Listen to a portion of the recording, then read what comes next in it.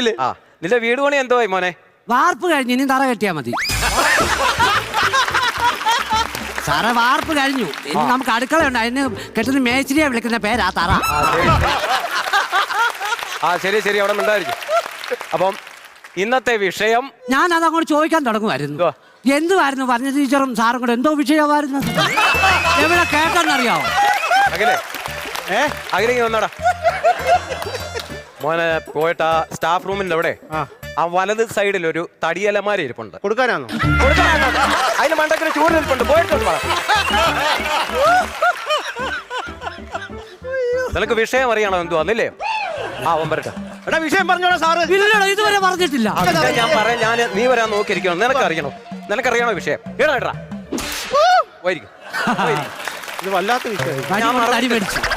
ഞാൻ മറന്നിട്ടില്ല. നിനക്ക് ഇനി അടുത്തോണ്ടേ ഏതെങ്കിലും ടീച്ചർ വന്ന്